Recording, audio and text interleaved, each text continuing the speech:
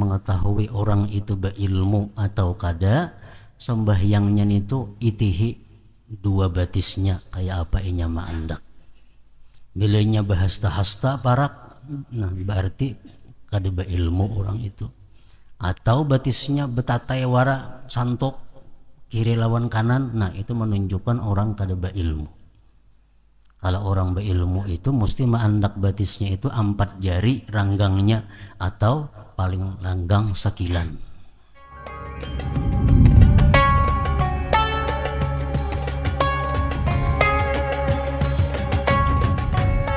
Bismillahirrahmanirrahim.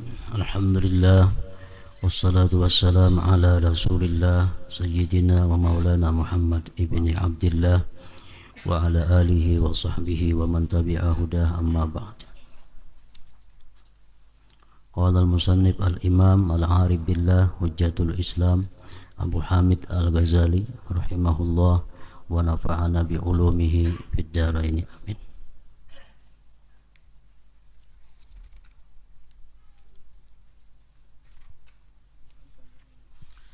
Bab kedua tentang cara amal-amal perbuatan zahir dari salat, mulai dengan takbir dan apa yang sebelumnya.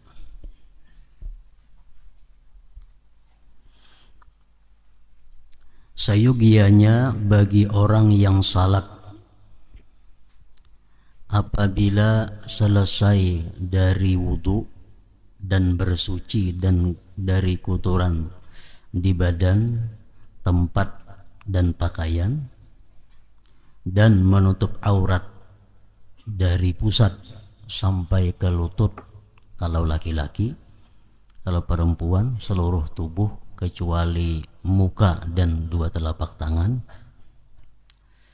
Nah, sesudah selesai itu untuk tegak berdiri dengan menghadap kiblat.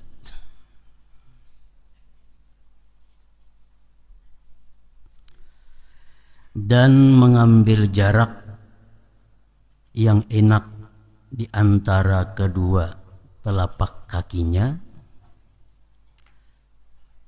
dan tidak mengumpulkan keduanya. Jadi berdiri tegak, lalu jarak antara 2 batis itu menurut ulama-ulama fikih menyatakan adalah sekurang-kurangnya 4 jari sampai sekilan.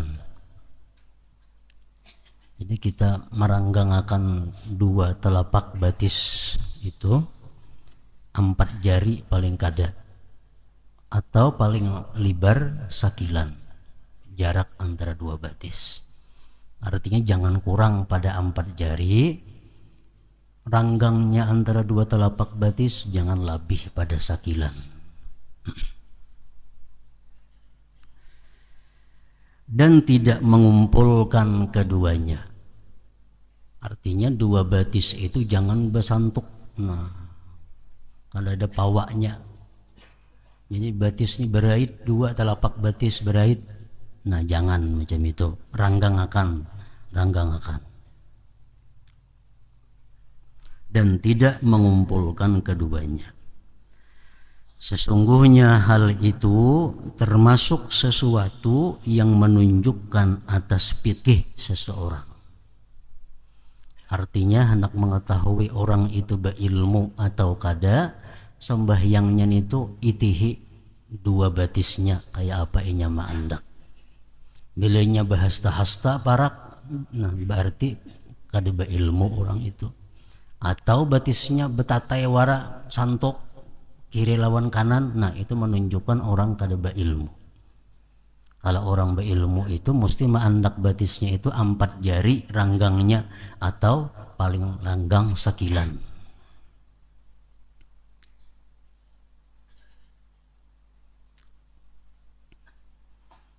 Jadi amun kebiasaan ranggang itu terpaksa dilatih pada hulu. Kaina ranggang tupang terus. Berpuluh-puluh tahun sudah ranggang itu batis na bahasta-hasta Kalau mau ubahnya terpaksa perhatian, latihan. Nabi Shallallahu Alaihi Wasallam telah melarang dari merapatkan dua batis tadi, dilarang oleh Nabi, dan berpincang dalam salat. Yang dimaksud dengan merapatkan adalah menyertakan dua telapak kaki dengan bersamaan. Daripadanya terdapat firman Allah Ta'ala, muqarranina fil asfad, artinya diikat bersama-sama di dalam belenggu. Sedangkan berpincang yang dimaksud adalah mengangkat salah satu dari dua kaki. Jadi antara batis kanan lawan batis kiri ini tinggi sebelah. Itu pun dilarang juga. Termasuk di sini adalah batis kiri, batis kanan itu kada rata, ada nang taka maju, ada nang taka belakang. Maandak batis nih, kiri kan nang tak maju sedikit atau kanan kan nang tak maju, itu pun dilarang juga. Atau bertumpu tubuh kepada salah satu di antara dua kaki, itu pun termasuk nang dilarang. Nah, jadi awak kita waktu berdiri itu bujur-bujur dipikul oleh kedua kaki kita. Jangan makan sebelah, baik kiri atau kanan. Nah, jadi batis itu mesti rata, jangan ada nanta maju sebuting, jangan. Atau tertinggi sebuting, jangan juga. Daripadanya terdapat firman Allah Azza wa Jal, as-sabinatul jiyad, surah Sad, artinya kuda-kuda yang tenang waktu berhenti dan cepat waktu berlari. Nah, jangan kayak batis kuda bermaju sebelah. Nah, itu. Jadi mesti batis kita sejajar. Ini adalah sesuatu yang dipelihara pada kedua kakinya ketika berdiri. Jadi terpaksa diitihi dahulu batis kita nih. Sebelum sembahyang itu kita itihi dahulu batis, rata kada, ranggangnya kayak apa. Nah, ini termasuk kesempurnaan sembahyang, kesempurnaan salat. Kita atur dahulu batis supaya sekadar sekilan ranggangnya. Nah, kemudian lagi andaknya rata, jangan ada nanta mundur tak maju. Dan jari-jari batis itu mesti menghadap kiblat. Kayak itu, misalnya kiblat di sana kayak itu, jangan kayak ini batis. Kebiasaan kalau kada dilatih bisa nang kebiasaan macam itu batis mandak, nah miring ke kanan sebuting, miring ke kiri sebuting, karena kada terperhatiakan ranggangnya bahasa hasta sudah bahalang kayaknya pulang batis sembahyang. Nah jadi mesti rapatakan batis sekadar sekilan dan rata supaya jari-jari nang 10 ini umpat menghadap kiblat.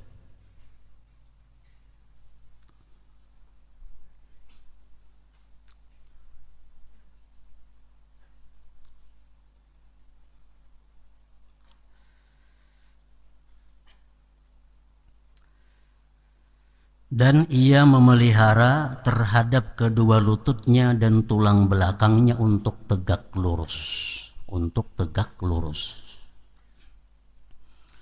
Adapun kepalanya, jika ia mau maka ia membiarkannya lurus seperti berdirinya, dan jika ia mau maka ia tundukkan.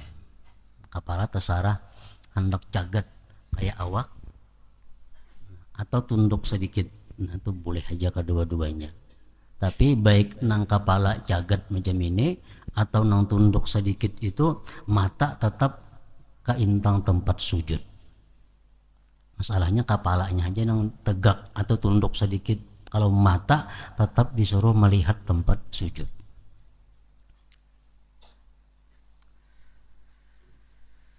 Menundukkan itu lebih mendekatkan kepada khusyuk dan lebih memejamkan pandangan. Hendaklah pandangannya terbatas pada tempat salatnya yang mana ia salat padanya. Jika ia tidak mempunyai tempat salat, maka hendaklah ia mendekat ke dinding, atau hendaklah ia menggaris dengan garis, karena hal itu memendekkan jarak pandangan dan mencegah terpecah belahnya pikiran. Dan hendaklah ia menahan pandangannya dari melampaui tepi tempat salatnya dan batas-batas garis, amunnya di garis. Misal sembahyang di tanah, kada bisa ngupasahapan, kada ada apa garis. Jadi mata kita jangan hendak lewat daripada garis itu. Hendaklah ia terus-menerus pada berdiri, demikian juga sampai ke ruku tanpa menoleh ke kiri atau ke kanan. Ini adalah adab berdiri sembahyang itu. Apabila berdirinya telah lurus menghadap dan menunduknya, demikian juga maka hendaklah ia membaca. Sudah berdiri tegak, batis sudah rata, jarak antara dua batis sudah pas dari sekilan atau kurang sedikit, maka hendaklah ia membaca Qul a'udzu birabbin nas sampai habis. Itu sunat. Surah An-Nas. Artinya katakanlah saya mohon perlindungan kepada Tuhan manusia sampai seterusnya. Maksudnya agar membaca surat An-Nas untuk menjaga diri dari syaitan. Karena kita membaca surat An-Nas itu syaitan lari berjauh daripada kita.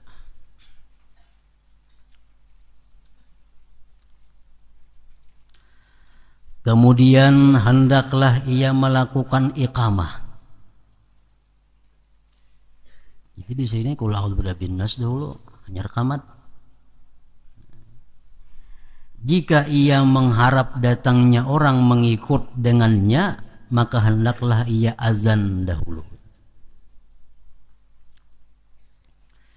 Nah, sudah tuntung semuaan itu. Kemudian hendaklah ia menghadirkan niat, yaitu pada waktu zuhur misalnya ia mengata di dalam hatinya, saya tunaikan fardu zuhur karena Allah. Dan sunat juga menutur dengan lisannya, usalli fardaz zuhri lillah, saya tunaikan fardu zuhur karena Allah. Perkataan saya tunaikan untuk membedakan dari qadaan,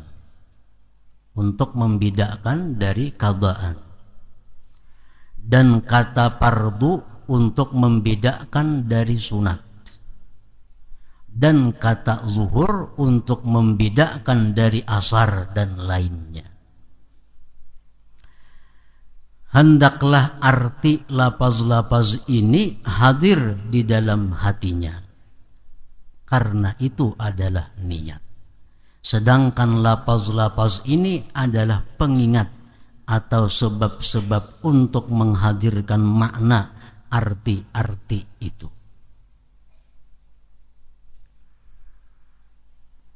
Jadi di dalam niat itu nang wajib ada 3 menurut mazhab kita. Yang pertama yang wajib itu adalah usalli, aku sembahyang. Yang kedua fardu. Yang ketiga zuhur atau asar atau maghrib. Adapun yang lainnya itu 4 rakaat tunai karena Allah Ta'ala itu sunat.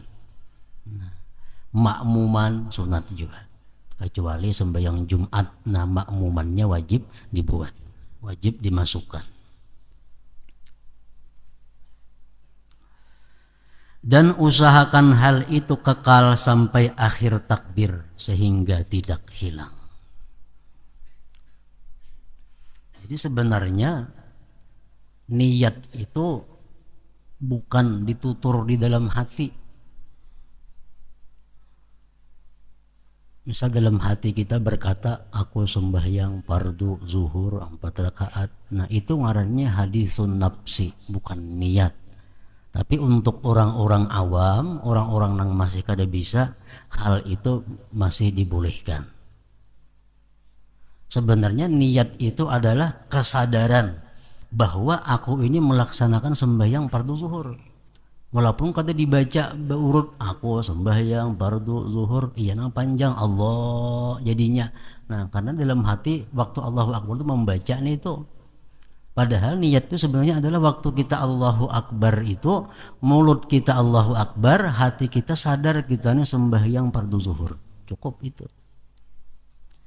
Namun kada bisa nang macam itu masih dibolehkan nang tadi.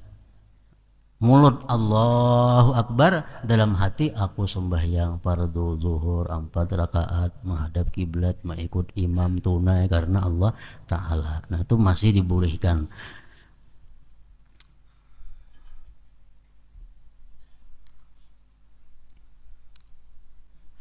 Apabila hal itu telah hadir di dalam hatinya, maka hendaklah ia mengangkat kedua tangannya sampai membetuli dengan kedua bahunya. Setelah melepaskan keduanya, sekira-kira kedua telapak tangannya membetuli dengan dua bahunya dan kedua ibu jarinya membetuli dengan kedua bagian bawah telinganya dan ujung-ujung jarinya membetuli dengan ujung telinganya, agar ia menghimpunkan antara hadis-hadis yang ada padanya. Dan ia menjadi orang yang menghadap dengan kedua telapak tangannya dan kedua ibu jarinya ke kiblat. Dan ia hamparkan jari-jarinya dan tidak menggenggamnya, dan ia tidak membebani diri pada jari-jari itu dengan merenggangkan dan mengumpulkan, tetapi ia membiarkannya menurut tabiatnya, karena dinakal dalam asar, menyebar dan mengumpul. Ini adalah antara keduanya dan itu adalah lebih utama. Jadi takbir mengangkat tangan, mengangkat kedua tangan itu supaya ujung jari nang di atas ini membetuli atas telinga, ibu jari ini membetuli bawah telinga. Itu misalnya gitu. Membetuli, bukan disantukakan, kada. Membetuli. Nah kemudian kedua telapak tangannya menghadap kiblat. Menghadap kiblat. Jangan jam itu miring ngarannya. Allahu Akbar, kemana nih hadapnya telapak tangannya? Allahu Akbar, itu mesti telapak tangan keduanya ini menghadap kiblat.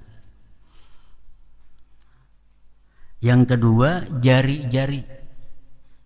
ini dibiarkan kayak tabiatnya macam apa? Artinya kada usah diranggangakan, kada usah dirapatakan, biar seadanya. Nah, ada juga pendapat dirapatakan, ada juga pendapat diranggangakan.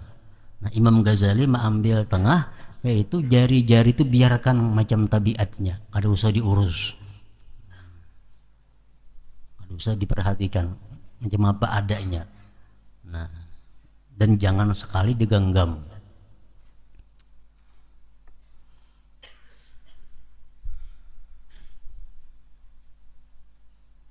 Jadi kita ini perlu latihan juga.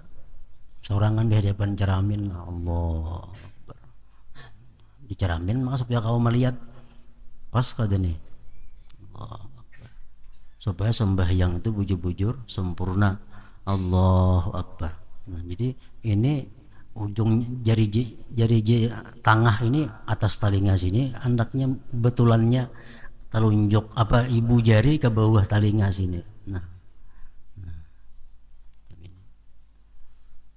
jadi telapak tangan mesti menghadap kiblat.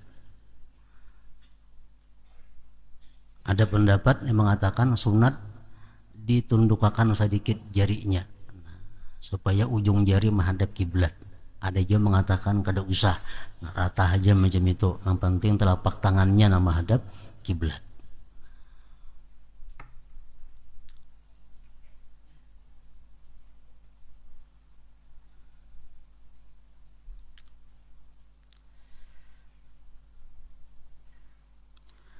Apabila kedua tangan itu telah menetap pada tempat menetapnya, maka ia mulai takbir dengan melepaskan kedua tangannya dan menghadirkan niat. Kemudian ia letakkan kedua tangan itu atas apa yang di atas pusatnya dan di bawah dada. Jadi takbir itu, ini Imam Ghazali, bermacam-macam imam cara bertakbir. Jadi Imam Ghazali ini menurut pendapat Sidin yang paling baik adalah antara Allahu Akbar dengan mengangkat tangan itu. Jadi waktu kita mengangkat, kita pray, jangan bertakbir dulu. Nah, sudah ini kira-kira tepat andaknya di sini, hanya Allahu Akbar. Jadi waktu mengangkat itu kada usah dulu, angkatnya berani aja. Sudah sampai di sini hanya Allahu Akbar. Nah, itu pendapat Imam Ghazali yang paling baik macam itu. Angkat perai, jangan berbacaan dulu. Sudah ini gana di sini hanya Allahu Akbar, di hati menghadirkan niat. Itu pun dilatih juga, pun kada mahir kada kawa juga langsung itu. Nah, dilatih.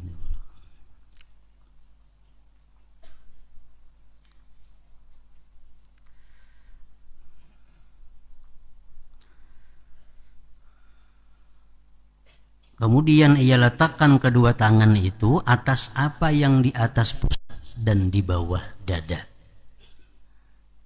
Jadi di atas pusat, di bawah dada.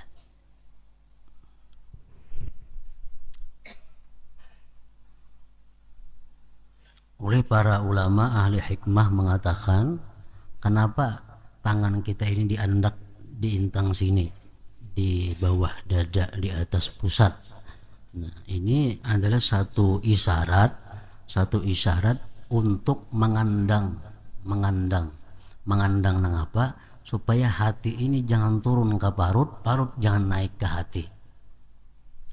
Parut ini pikirannya apa? Parutnya urusan makan, urusan minum, segala macam. Nah, jadi urusan itu supaya jangan sampai naik ke hati. Nah, hati supaya jangan turun ke parut. Jadi isyaratnya dikandang dengan ini, tangan diandak di situ.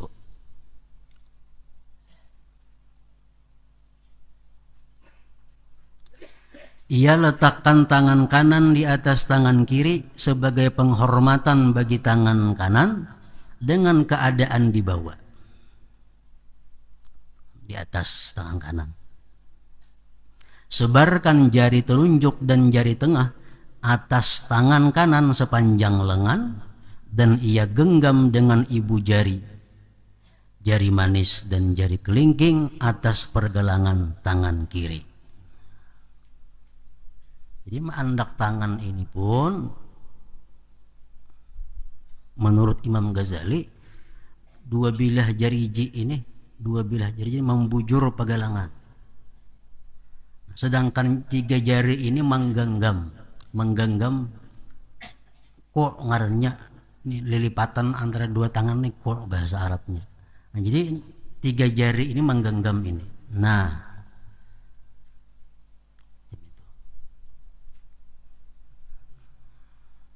jadi genggam pergelangannya, nah, palipatannya digenggam. Lalu jari dua, nah, telunjuk lawan jari tengah ini membujur tangan. Nah, jam itu.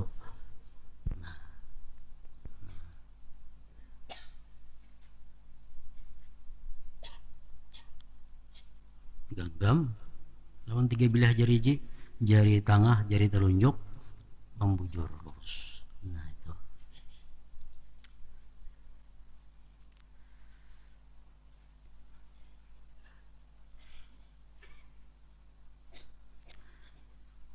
Dan telah diriwayatkan bahwa takbir itu dengan mengangkat kedua tangan. Ada juga dan menetapkan keduanya dan melepaskan keduanya. Seluruhnya itu tidak mengapa.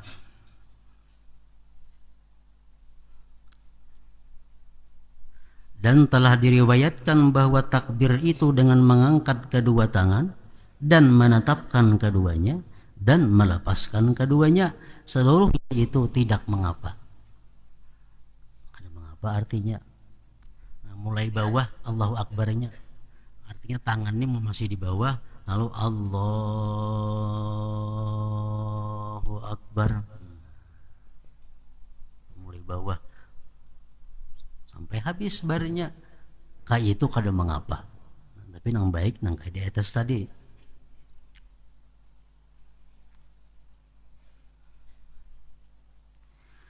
Dan saya memandangnya dengan melepaskan itu adalah layak, karena itu takbir adalah akad. Meletakkan satu tangan atas tangan yang lain adalah bentuk akad. Permulaannya adalah melepaskan tangan dan akhirnya adalah meletakkan tangan. Sedangkan permulaan takbir adalah alif dan akhirnya adalah ra. Maka layaklah memelihara kesesuaian antara perbuatan dan akad. Itu Imam Ghazali memperkuat alasan Sidin yang pertama tadi yang lebih baik. Karena yang pertama ini praeja itu seperti mukaddimahnya, seperti permulaannya mukaddimah. Nah, sudah ini di sini gana hanya mulai.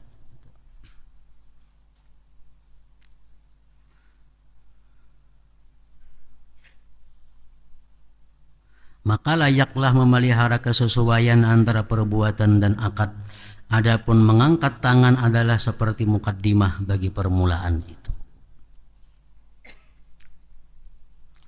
Kemudian tidak layak untuk mengangkat kedua tangannya ke depan seperti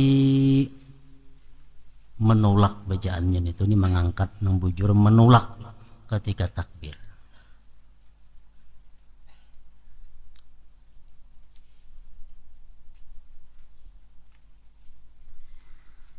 Kemudian tidak layak untuk mengangkat kedua tangannya ke depan seperti menolak ketika takbir itu.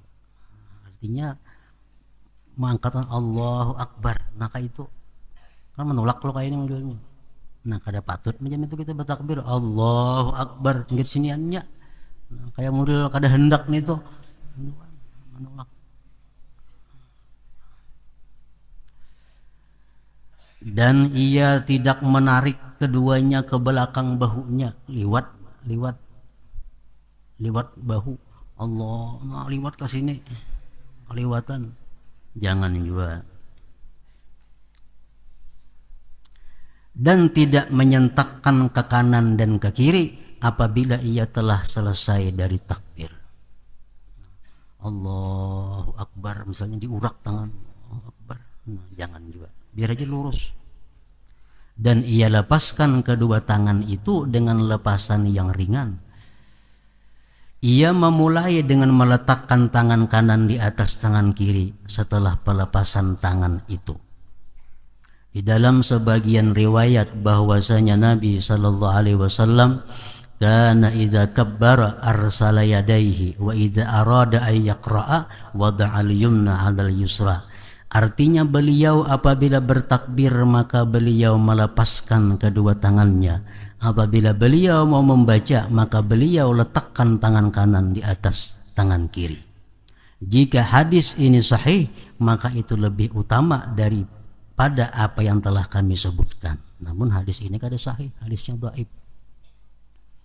Nah, jadi ada 5 contoh takbir dan mengangkat tangan.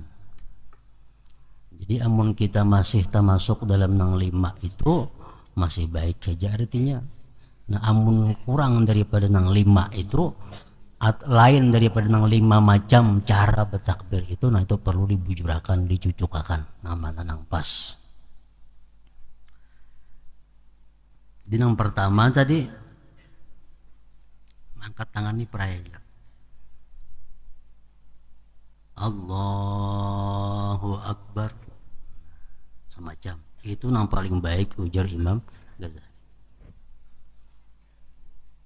Allahu Akbar nomor 1 nih tuh.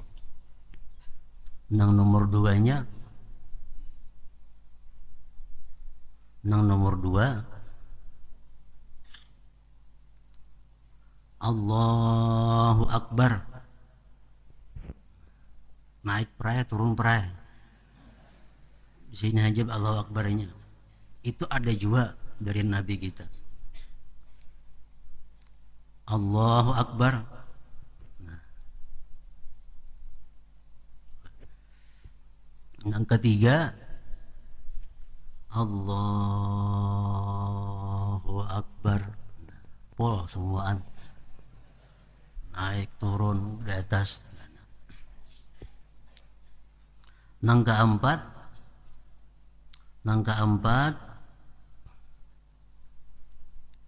Allahu Akbar, juntayakan tangan. Karena sudah berbacaan hanya anak ke sini. Itu pun pernah juga oleh Rasulullah. Jadi Allahu Akbar, nah juntai. Sudah baca auzubillah, nyerna tangan ke sini. Juntayakan sama sekali. Nang kelima naiknya aja Allahu Akbar. Allahu Akbar. Turunnya kada lagi. Jadi namanya antara 5 itu nang cucuk, nang kawa, nang nyaman. Amunnya kawa usahakan nang pertama tadi, karena itu yang dimu'tamadkan oleh Imam Ghazali dan Imam An-Nawawi. Naiknya aja perai. Ukur dulu tangan sampai asap pas di sini kira-kira hanyar Allahu Akbar. Nah itu hendak tangan berdahulu asa kira-kira pas sudah hanyar Allahu Akbar. Nah itu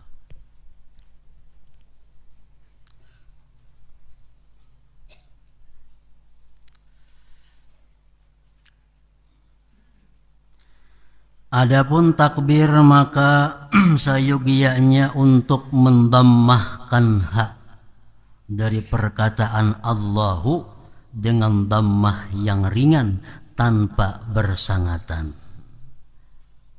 Allahu Akbar, hu-nya jangan dimatii, hu-nya itu abang Allah Akbar. Jangan. Mestinya Allahu Akbar. Berisi hu-nya itu Allahu. Dan tidak memasukkan antara hak dan alif sesuatu yang menyerupai waw mad. Ini terlalu dhammah sehingga jadi waw. Allahu Akbar. Nah, hu-nya kepanjangan, bawa jadinya labihan. Allahu Akbar. Nah, hu-nya kepanjangan. Jangan kayak itu. Perserupaan mat itu terbawa karena menyangatkan dhammah. Karena terlalu mendammahkan hu, akhirnya jadi waw. Panjang hu, nah jangan. Dan tidak memasukkan antara ba akbar dan ra-nya akan alif. Seolah-olah ia mengucapkan akbar. Jangan. Ini baik waktu takbiratul ihram kah atau waktu azan kah, jangan sekali-kali panjang baknya itu. Karena artinya berubah. Kalau akbar artinya itu maha besar, kalau akbar artinya gendang. Gendang babun. Ya, kalau kita panjang Allahu Akbar, Allah babun artinya lah. Nah, jadi jangan panjang baknya itu Allahu Akbar. Dan dijazamkan bar ra-nya dan tidak mendammahkannya ra itu. Ra-nya dimatikan.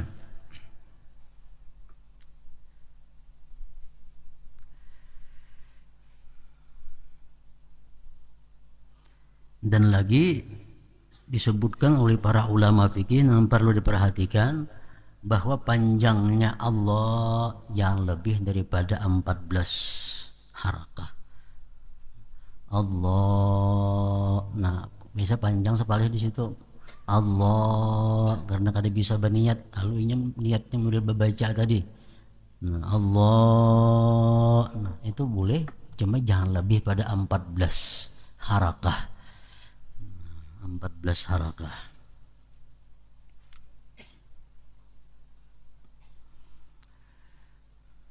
Disyaratkan pula takbir itu didengar oleh kita nang bertakbir. Bila kita seorang kada mendengar, kada sah takbirnya. Jadi kita mesti mendengar takbir yang kita ucapkan itu, nah mesti telinga kita mendengar. Kalau keadaannya normal, telinganya normal, keadaan sekitar normal, kada ada ribut, kada ada apa, nah kita mesti mendengar takbir yang kita ucapkan.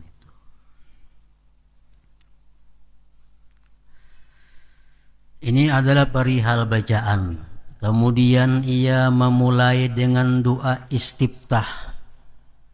Begitu Allahu Akbar atau Allahu Akbar, hanya membaca doa istiftah. Kemudian ia memulai dengan doa istiftah. Istiftah artinya pembukaan. Dan bagus setelah ucapan Allahu Akbar untuk membaca Allahu Akbaru kabira walhamdulillahi katsira wa subhanallahi bukratan wa asila wajjahtu wajhiya lilladzi fatara as-samawati wal arda hanifan musliman wa ma ana minal musyrikin. Inna salati wa nusuki wa mahyaya wa mamati lillahi rabbil alamin la syarika lahu wa bidzalika umirtu wa ana minal muslimin. Artinya Allah Maha Besar, benar-benar Maha Besar. Segala puji bagi Allah dengan sebanyak-banyaknya. Dan Allah Maha Suci pagi dan sore. Aku hadapkan wajahku kepada Zat yang menciptakan langit dan bumi dan condong dan berserah diri, dan aku sama sekali tidak termasuk golongan orang-orang yang mensekutukan Allah. Sesungguhnya salatku, ibadahku, hidupku dan matiku adalah bagi Allah Tuhan semesta alam. Tidak ada sekutu baginya, dan dengan demikian saya diperintah dan saya termasuk golongan orang-orang yang berserah diri. Itu maknanya. Kemudian ia membaca subhanakallahumma wa bihamdika wa tabarakasmuka wa ta'ala jadduka wa jalla sanauka wa la ilaha ghairuka.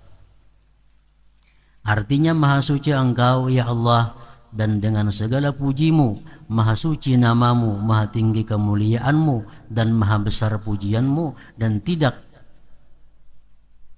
Tuhan selainmu, tidak ada Tuhan selain. Agar menghimpunkan hadis-hadis yang berpencaran.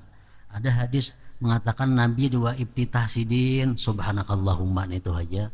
Ada hadis yang lain Nabi dua iftitah wajah atau wajian, itu aja. Jadi supaya tak kumpul hadis-hadis kita baca semuaan. Jadi doa iftitah atau istiftah tadi hukumnya adalah sunat dengan beberapa syarat. Syaratnya antara lain bahwa kita belum membaca a'udzubillah. Kalau sudah tak baca a'udzubillah sengaja atau kada sengaja, kada boleh lagi kita membaca dua iftitah itu. Jadi Allahu Akbar, bernapas-napas, Allahu Akbar kabira langsung. Kamu sudah a'udzubillah, hanya ingat pada dua iftitah belum, nah kada boleh lagi, tarusakan aja a'udzubillah. Jangan lagi dua iftitah diulangi. Itu syaratnya. Yang kedua lagi syarat sunatnya doa iftitah itu kita kada khawatir, kada takutan keluputan sebagian Fatihah. Kalau kita jadi makmum. Jadi kalau kita jadi makmum, kita sunat membaca doa iftitah kalau kita punya keyakinan sampat membaca Fatihah. Namun kita ragu-ragu asa sampat asa kada membaca Fatihah, kada usah membaca doa iftitah. Misal imam, kita datang ke masjid, imam sudah membaca qul ya ayyuhal kafirun, kita datang Allahu akbar, jangan iftitah lagi kada sampat membaca Fatihah karena imam rukuk. Nah jadi langsung aja ke Fatihah, auzubillah. Nah, jangan membaca doa iftitah.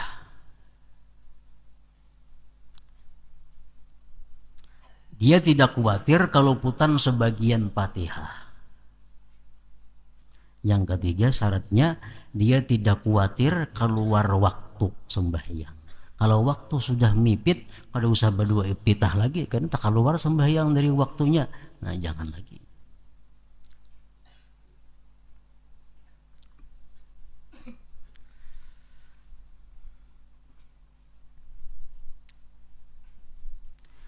Dan jika ia di belakang imam, maka ia meringkas. Jika imam tidak diam lama, yang mana ia membacanya. Namun kita makmum cukup salah satu di antara dua tadi iftitah, namanya hendak kita pilih. Kada usah kedua-duanya. Kalau pina kada sawat kena. Namun sembahyang sorangan, ayo baca dua iftitah sepanjang-panjangnya, kada jadi masalah.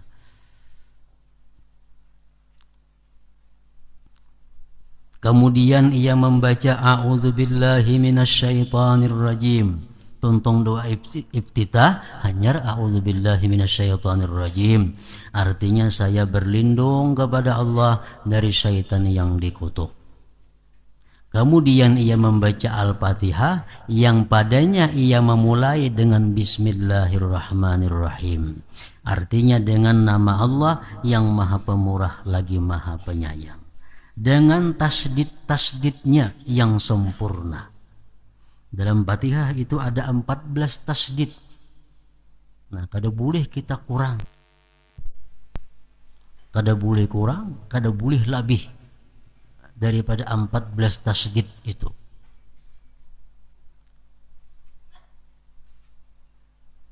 Dalam Bismillahirrahmanirrahim ada 3 tasdid.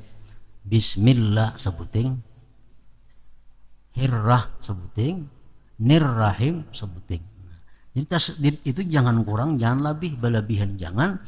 Berlebihan kan kita salah pulang artinya. Dalam Fatihah ada 14 tasdid yang dipelihara. Dan juga huruf-hurufnya. Huruf-huruf dalam Fatihah itu jangan dikurang, jangan ditambah daripada yang ada. Huruf Fatihah ada yang mengatakan 155. Itu kalau maliknya handap. Maliki yaumiddin, Maliki yaumiddin. Kalau dipanjangkan Maliki yaumiddin 156.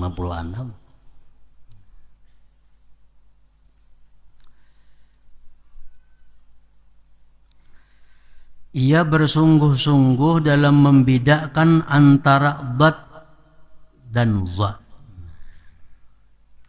Dan di akhir Al-Fatihah ia membaca amin, semoga Allah memperkenankannya artinya, dan memanjangkannya akan sebagai panjang amin, dan jangan menyambungnya dengan bacaannya waladhdallin, jangan disambung waladhdallin amin, apa sambung orangnya.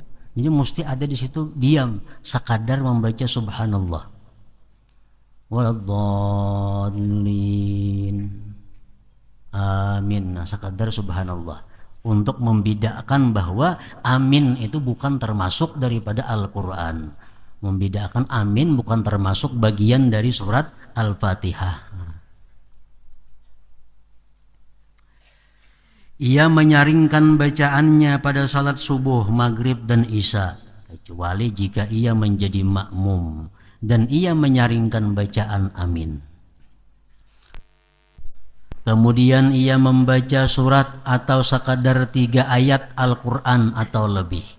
Dan akhir surat itu jangan disambung dengan takbir mau turun rukuk, dengan memisah antara keduanya dengan kadar bacaan subhanallah. Lakum dinukum waliyadin. Diam sekadar subhanallah, hanya Allahu Akbar rukuk. Jangan waliyadin Allahu Akbar, nah berait jangan. Membedakan antara Quran surah lawan takbir. Pada salat subuh ia membaca surat-surat yang panjang dari Mufassal, dari Al-Hujurat sampai Amma Yatasa'alun. Itu kalau dalam keadaan suasana yang aman, suasana keadaan tentram. Nabi kita pernah membaca subuh kuliah lawan qul wallahu ahad. Tuntung sembahyang, sahabat bertakun, kenapa andapnya surah pian wahai Rasulullah, biasa panjang-panjang. Di Nabi, aku ada mendengar kakanakan menangis. Aku khawatir ibunya terganggu karena sembahyang 4. Jadi supaya jangan terganggu. Jadi dalam keadaan yang normal, nah itu juga ayat yang panjang-panjang sampai yang subuh itu. Dari Al-Hujurat sampai Amma.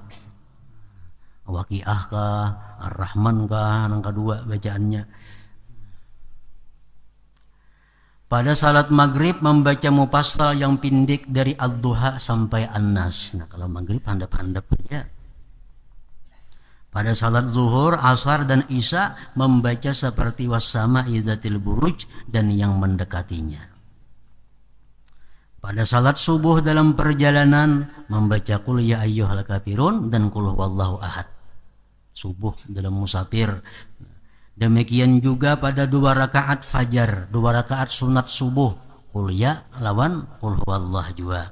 Sunat tawaf dan tahiyatul masjid. Ia orang yang salat di dalam seluruhnya itu mengekalkan berdiri dan meletakkan tangan sebagaimana yang telah kami sifatkan di awal salat tadi. Jadi mulai takbir sampai tuntung membaca surah, keadaan berdiri tegak, tangan macam tadi tetap kada berubah sampai hendak ruku. Ruku dan kaitan-kaitannya.